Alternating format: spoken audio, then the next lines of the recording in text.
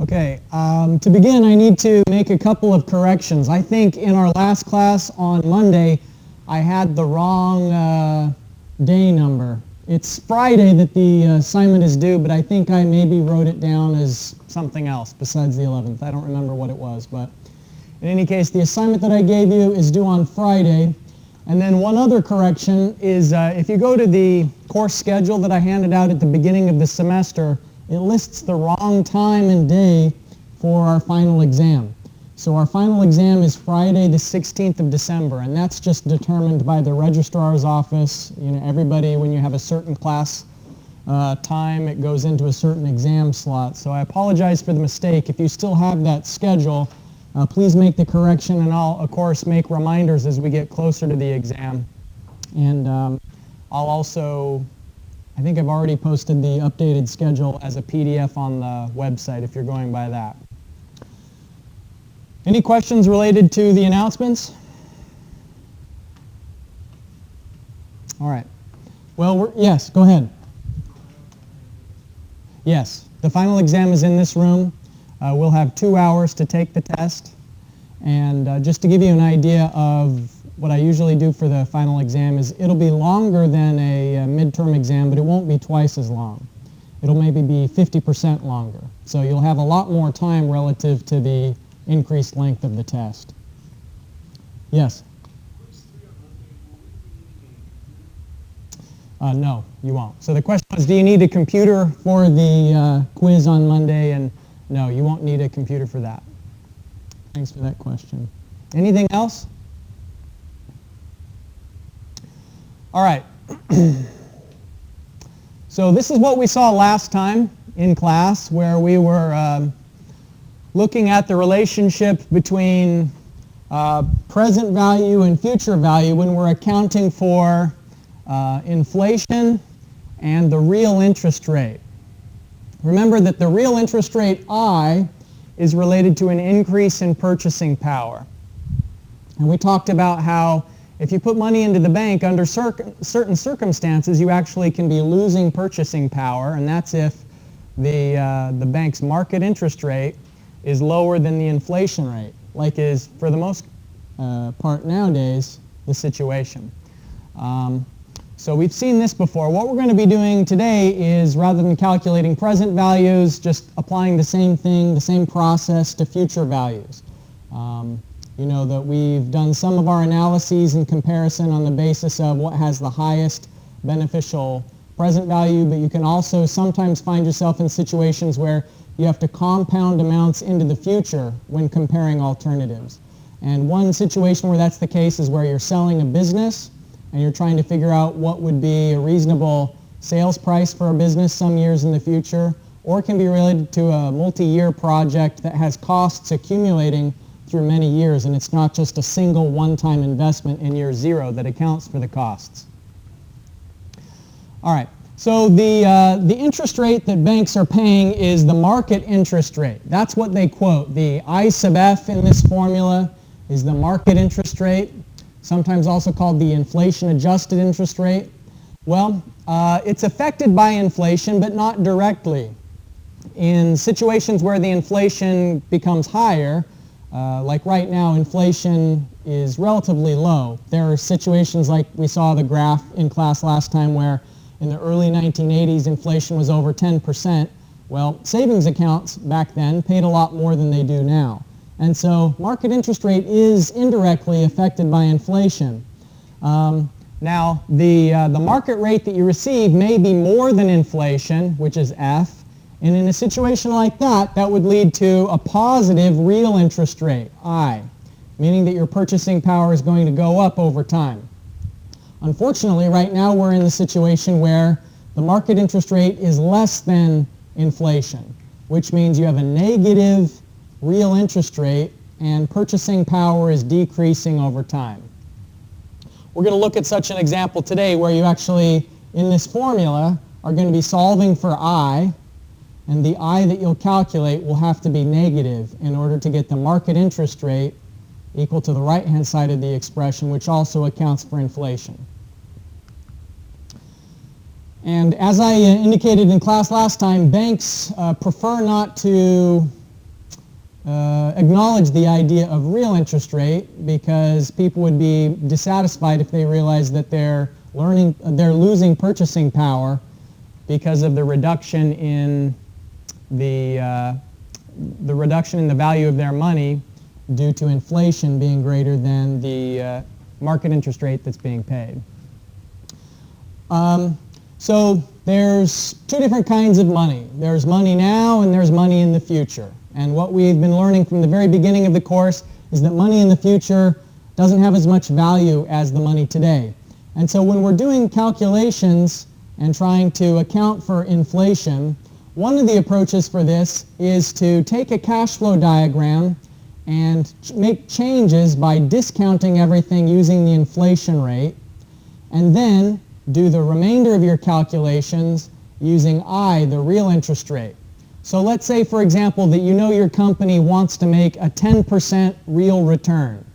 What you would do is you'd take all of your cost and revenue projections that are on the cash flow diagram and convert them into constant value dollars, meaning convert them into the amounts that are equivalent for today's value of money. So you do one step where you're discounting things at F, and then the secondary calculations you'd be solving at the real interest rate you hope to achieve. Of course, doing it in two steps can be a bit of a burden, and so then the other approach is just to combine these two interest rates together, combine the inflation rate and the interest rate I that your company hopes to achieve, and then you leave the cash flow diagrams in their original inflated dollars, meaning the amounts that are expected in the future, and then do all your discounting and calculations using the market interest rate, I sub F. And so when we've done cash flow diagrams in the past, just for sake of simplicity, often what we would do is have an annual series where the amounts were the same over time. You know, for instance, we'd be making some investment, and then there would be a series of revenues over time that were equal. Now, this approach is kind of unrealistic, because if you're operating a business, most likely you're going to have increases in the amounts that you charge your customers, regardless of what it is. Over time, prices are going up. And so what this means, in reference to the slide here, is that you would have to prepare a cash flow diagram with inflated dollars. So you'd expect, instead of an annual series of constant amounts, you'd want each year to be the actual inflated amount that you expect to recuperate during those years. And then when you're solving for I, you'd use the market interest rate I sub F. This first point is saying, let's assume that you've done the calculations to turn everything into constant value dollars. And so if you have an annual series where all of the revenues are the same amount, that would be the outcome of turning everything into constant value dollars. You're saying, I've already discounted everything at the inflation rate F, and then as the secondary step, you would find the present value of those revenues at I. So I know that's a bit confusing before you apply it to some calculations, but the book has a pretty useful table that summarizes what to do in certain situations. And so what you can do with this is you can figure out whether you're trying to find the actual amount that's in an account that's accumulating a balance over time. So if you're depositing money into a bank account and you want to find out the amount that's going to be on the statement after some time, then the calculation here, what it's showing is that there's two different interest rates. There's the inflation rate F, and then I sub F, which is the amount the bank is actually paying. And so if you use that 10%, which is the amount that the bank is actually paying, that's the interest rate that you'd use to find the actual number of dollars in the future. But now, here in case 2, what it's saying is account for the fact that you're going to have a 4% increase in costs over time. And so your purchasing power isn't going to be as big as it might seem by applying case 1. And so they're dividing by 1.04 to the 7th power in this example, because there are 7 years of compounding. And so you're going to find in the numerator here the number of dollars, but then dividing by this factor in the denominator, it'll tell you the amount of dollars in terms of what they're worth now. And so you're doing two things. You're compounding the amount into the future, but then you're discounting at the inflation rate. So the alternate approach to that, see, this is doing it in two steps, just like it was saying here in the first way of doing it is to have two steps, one with the inflation rate and one with the interest rate I.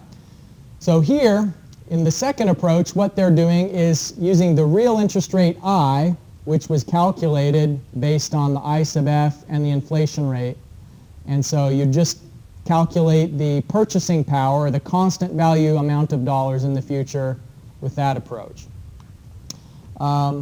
Case 3 is where you're trying to find out how much would you have to put into the bank now for a certain amount of purchasing power in the future. And you'll notice that they're using the 4% interest rate for that because that is the rate of inflation. And so if you want to know how much $1,000, if you want to know the purchasing power of this $1,000 you've got today in the future, how many dollars you'd need, then you apply the 4% interest rate. And the final case, case 4, that's illustrated in the table, is when you want to have the purchasing power and earn a return. And so in this case, you're using the market interest rate I sub f. So today's in-class exercise kind of takes you through some of those different cases. And one of the things that you're going to have to do on the second part of the in-class exercise is find out a capital recovery amount. So if you're accounting for both the amount of return you want to make and the inflation, you're going to have to know how much should you charge people to justify an original investment in year 0. And remember, the definition of capital recovery is it's the annual revenue you need to balance out the initial purchase price and also the salvage value at the end. And so if you sell an item at the end of its useful life for scrap or on the secondary market, the difference between the initial purchase price and the salvage value, which you'll discount to year 0, is balanced out by some annual amount. And so this factor that's shown on the screen here is the factor you can calculate for any interest rate. Of course, we have the tables for certain fixed interest rates, but the reason why it's helpful to have this equation is that oftentimes you're going to be calculating with some odd number for I sub f. When you account for the real interest rate that you want to make and the inflation rate that's out there, most likely the I sub f you end up with isn't going to be one of the values that's in a factor table. And so you have to use the factor formula instead. And so this formula will give you the ratio of the annual amount to the present value. So if you had some original purchase amount that you paid in year 0, you'd use that as the P. And so you'd multiply this factor by P to find out how much annual revenue is needed for a certain number of years. And then the interest rate that you'd apply here is the I sub f. Okay, so this is the in-class exercise. In 2 parts, we're going to do a future worth set of problems and a capital recovery set of problems.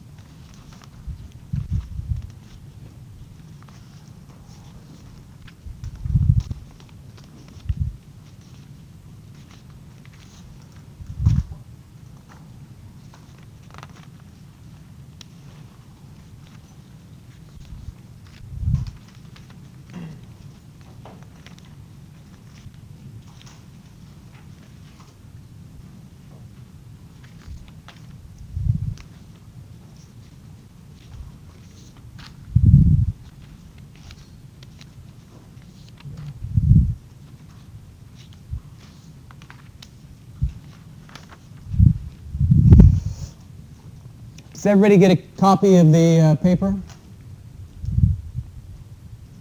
Okay, so let's say that there's a money market account that's offering 1.25%. That's the market rate.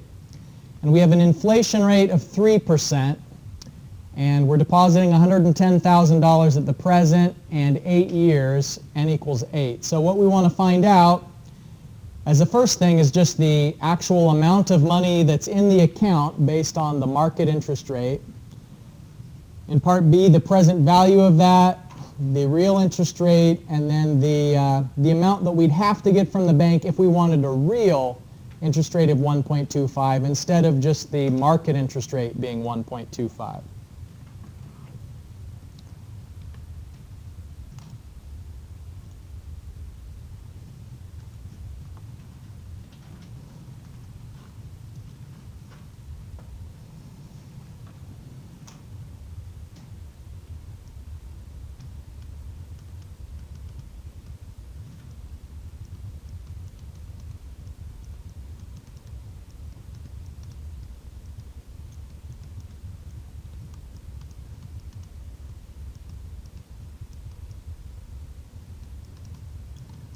Let me remind you of some variable definitions.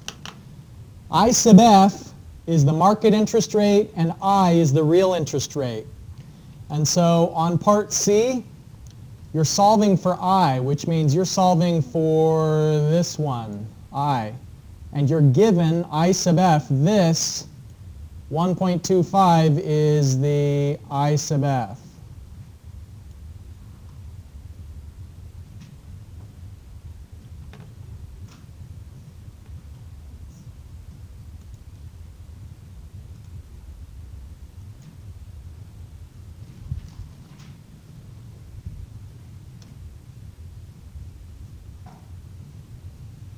The answers to the first three are on the screen there if you want to double check what you're doing.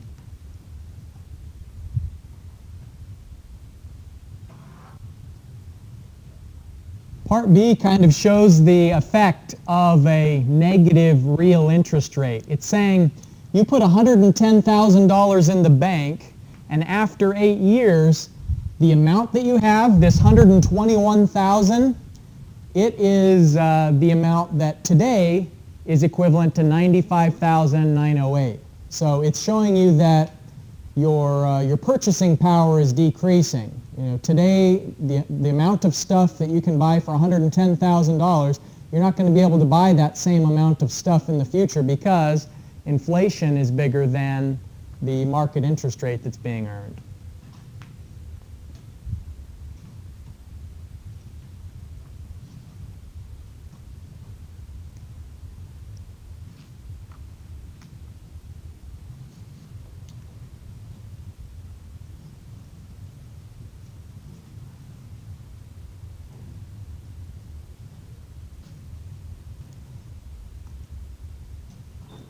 And then if you want to find out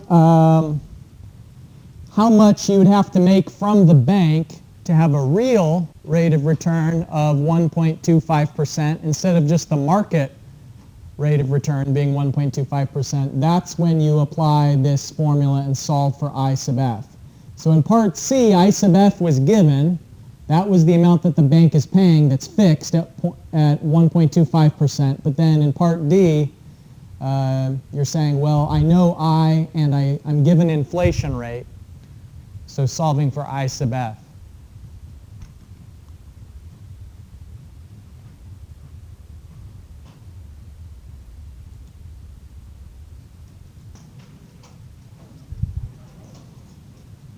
The solution that I'm showing on the screen right now, it says AED is the currency, but all of the calculations are the same if you do it as AED or as dollars. So don't be thrown off by that.